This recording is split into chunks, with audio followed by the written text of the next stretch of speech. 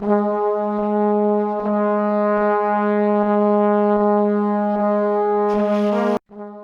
ദിവസം ശാന്തനു മഹാരാജാവ് യമുനാ നദിയുടെ തീരത്തുള്ള വനത്തിൽ നായാട്ടിന് പോകുന്നു. അങ്ങനെ അദ്ദേഹം സഞ്ചരിക്കുമ്പോൾ ഏറെ ആകർഷകമായ ഒരു സുഗന്ധം ശാന്തനുവിന് അനുഭവപ്പെടുന്നു. ശാന്തനു ആശ്ചര്യപ്പെട്ടു.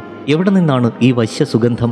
ആ സുഗന്ധത്തിൻ്റെ ഉറവിടമന്വേഷിച്ച് ശാന്തനു എത്തിച്ചേർന്നത് അതിസുന്ദരിയായ ഒരു യുവതിയുടെ മുൻപിൽ. ആരെയും ആകർഷിക്കുന്ന തരത്തിലുള്ള അതിസൗന്ദര്യം, ആകാശത്ത് നിന്നും പൊട്ടിവീണ ഒരു ദേവകുമാരിയെപ്പോലെ. അതുമാത്രമോ, ആ സുന്ദരിയിൽ നിന്ന് ഒരു വശ്യ സുഗന്ധവും. ശാന്തനുവിന് അത് പുതിയൊരു അനുഭവമായിരുന്നു. ശാന്തനു മഹാരാജാവ് അവളുടെ രൂപഭംഗിയിൽ വല്ലാതെ ആകൃഷ്ടനായിപ്പോയി. ഈ രൂപവതിയായ ഇവൾ എൻ്റെ സ്വന്തമായിരുന്നെങ്കിൽ. ശാന്തനു അങ്ങനെ ചിന്തിച്ചു. ശാന്തനു അവളോട് ചോദിച്ചു, സുന്ദരി, നീ ആരാണ്? നിനക്കെങ്ങനെയാണ് ഈ വശ്യ സുഗന്ധം ലഭിച്ചത്? അവൾ മറുപടി പറഞ്ഞു, ഞാൻ സത്യവതി, മുക്കുവരാജാവായ ദാശരാജൻ്റെ പുത്രിയാണ് ഞാൻ. യമുനാ നദിയിൽ കടത്തുതോണിയിൽ അക്കരെ ഇക്കരെ കടത്തലാണ് എൻ്റെ കുലത്തൊഴിൽ. പക്ഷെ ശാന്തനുവിൻ്റെ രണ്ടാമത്തെ ചോദ്യത്തിന് സത്യവതി മറുപടി പറഞ്ഞില്ല. പരാശരമുനി തൻ്റെ ശരീരത്തിലുണ്ടായിരുന്ന മീനിൻ്റെ ഗന്ധം മാറ്റി സുഗന്ധവതിയാക്കിയതിനു പിന്നിലെ ആ കഥ എങ്ങനെ ശാന്തനുവിൻ്റെ മുഖത്ത് നോക്കി പറയും? സുഗന്ധം ലഭിച്ചതെങ്ങനെയെന്ന ചോദ്യത്തിന് അവൾ മറുപടിയൊന്നും പറയാതെ ലജ്ജാവിവശയായി മുഖം താഴ്ത്തി നിന്നു. അവളുടെ ശാലീന സൗന്ദര്യവും ലജ്ജാഭാവവും ആ വശ്യ സുഗന്ധവും എല്ലാം ആസ്വദിച്ച് ശാന്തനു മഹാരാജാവ് ആത്മനിർവൃതിയിൽ ലയിച്ച് മനസ്സ് പ്രണയാർദ്രമായി അങ്ങനെ നിന്നു. ശാന്തനു അവളോട് പ്രണയഭാവത്തോടെ പറഞ്ഞു, അല്ലയോ സുന്ദരി സത്യവതി, നിന്നെ എനിക്ക് ഇഷ്ടമായി. നിന്നെ ഞാൻ ഭാര്യയാക്കുവാൻ ആഗ്രഹിക്കുന്നു. നിനക്ക് സമ്മതം തന്നെയല്ലേ? മഹാരാജാവിൻ്റെ പട്ടമഹിഷിയായി കൊട്ടാരത്തിൽ വാണരുളുവാൻ ഏത് സ്ത്രീയാണ് ആഗ്രഹിക്കാത്തത്? പക്ഷെ മറുപടിയൊന്നും പറയാതെ അവൾ മൗനമായി നിന്നെങ്കിലും അവളുടെ ഭാവങ്ങൾ കണ്ട ശാന്തനുവിന് സത്യവതിയുടെ മനസ്സ് വായിച്ചെടുക്കുവാൻ ഒരു പ്രയാസവും ഉണ്ടായിരുന്നില്ല. അങ്ങനെ ശാന്തനു മുക്കുവരാജാവിൻ്റെ അടുത്തെത്തുന്നു. മകളെ വിവാഹം കഴിക്കുവാൻ ആഗ്രഹമുണ്ട് എന്ന് പറയുവാൻ തന്നെ. തൻ്റെ അടുത്തെത്തിയ ശാന്തനു മഹാരാജാവിനെ കണ്ട് സത്യവതിയുടെ പിതാവായ ദാശരാജാവ് ഏറെ ആശ്ചര്യപ്പെട്ടു. അദ്ദേഹം തൊഴുകൈകളോടെ ശാന്തനുവിനോട് ചോദിച്ചു, എന്താണ് മഹാരാജൻ, ഞാൻ അങ്ങയ്ക്ക് വേണ്ടി എന്തു സഹായമാണ് ചെയ്തു തരേണ്ടത്?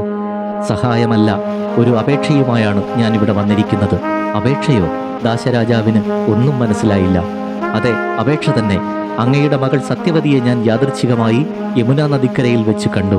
സത്യവതിയെ വിവാഹം കഴിക്കുവാൻ ഞാൻ ആഗ്രഹിക്കുന്നു. അങ്ങ് സമ്മതം നൽകിയാലും.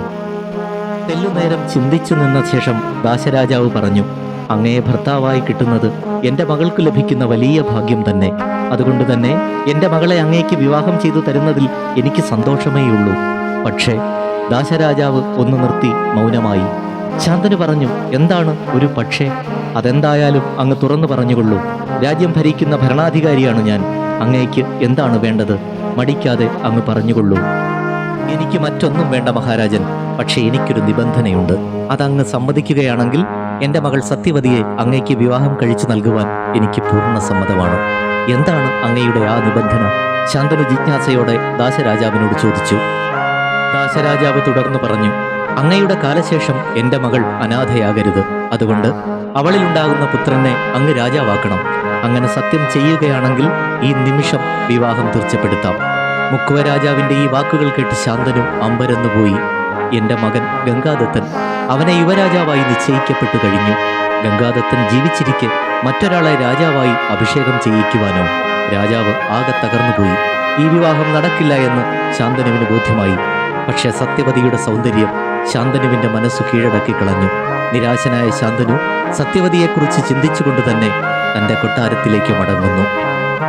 കൊട്ടാരത്തിലെത്തിയ ശാന്തനു ഒന്നിലും ശ്രദ്ധയില്ലാതെയായി. സത്യവതി എന്ന ആ സുന്ദരി പെണ്ണ് ശാന്തനുവിൻ്റെ മനസ്സിൽ നിന്നും മാഞ്ഞു പോകുന്നേയില്ല.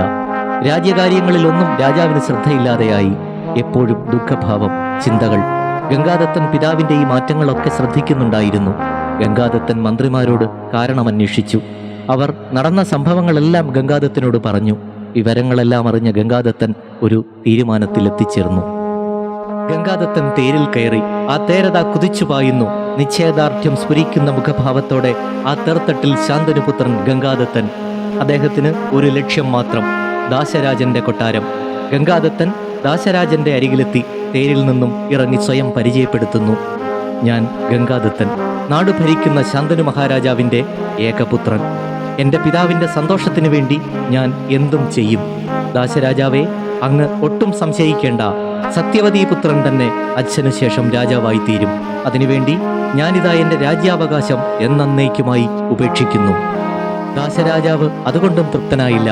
അദ്ദേഹം പറഞ്ഞു, അങ്ങേക്ക് രാജ്യാവകാശം വേണ്ട എന്ന് പറഞ്ഞു. ശരി, ഞാൻ സമ്മതിക്കുന്നു. പക്ഷേ അങ്ങ് വിവാഹം കഴിക്കും. അപ്പോൾ അങ്ങയുടെ മക്കളും സത്യവതിയുടെ മക്കളും തമ്മിൽ രാജ്യത്തിനു വേണ്ടി കലഹിക്കില്ലേ? ഇത് കേട്ടുനിന്ന മന്ത്രിമാർ വല്ലാതെ വിഷമത്തിലായി.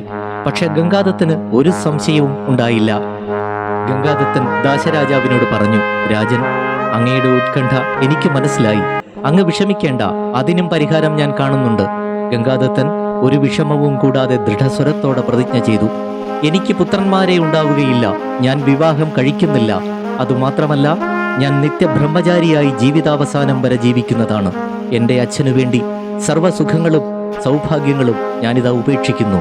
ഇനിയെങ്കിലും എൻ്റെ പിതാവിന് വേണ്ടി അങ്ങയുടെ മകളെ അച്ഛന് നൽകിയാലും. ഗംഗാദത്തന്റെ ഈ ഭീഷ്മ പ്രതിജ്ഞ കേട്ട് എല്ലാവരും സ്തബ്ധരായി നിന്നുപോയി. ദേവന്മാർ ആകാശത്തു നിന്നും ഭീഷ്മർ ഭീഷ്മർ എന്ന് പറഞ്ഞുകൊണ്ട് പുഷ്പവൃഷ്ടി നടത്തി. അന്നു മുതലാണ് ഗംഗാദത്തൻ ഭീഷ്മർ എന്ന പേരിൽ പ്രസിദ്ധനായത്. ഗംഗാദത്തന്റെ ഈ പ്രതിജ്ഞ കേട്ട് ദാശരാജാവിന് ഏറെ സന്തോഷമായി. തന്റെ പുത്രി സത്യവതിയെ ശാന്തനുവിന് നൽകുവാൻ അദ്ദേഹം സമ്മതിച്ചു. ഗംഗാദത്തൻ സത്യവതിയുടെ അടുത്തെത്തി വിളിച്ചു, അമ്മേ, വരൂ, നമുക്ക് കൊട്ടാരത്തിലേക്ക് യാത്രയാകാം. എന്റെ പിതാവിന് ഏറെ സന്തോഷമാകട്ടെ. തന്റെ പുത്രന്റെ ഈ ത്യാഗമറിഞ്ഞ ശാന്തനു മഹാരാജാവിന്റെ മിഴികൾ സന്തോഷം കൊണ്ട് നിറഞ്ഞു തുളുമ്പി. അദ്ദേഹം മകനെ ആലിംഗനം ചെയ്തുകൊണ്ട് പറഞ്ഞു, മകനെ, അച്ഛനു വേണ്ടി ലോകത്തിൽ ഒരു മകനും ചെയ്യാത്ത വലിയ ത്യാഗമാണ് നീ ചെയ്തത്. നിനക്ക് ഞാനൊരു വരം നൽകുന്നു. മോനെ, നീ സ്വച്ഛന്ത മൃത്യുവായിരിക്കും. നീ ആഗ്രഹിക്കുമ്പോൾ മാത്രമേ മരണത്തിന് നിന്നെ കീഴടക്കുവാൻ കഴിയൂ.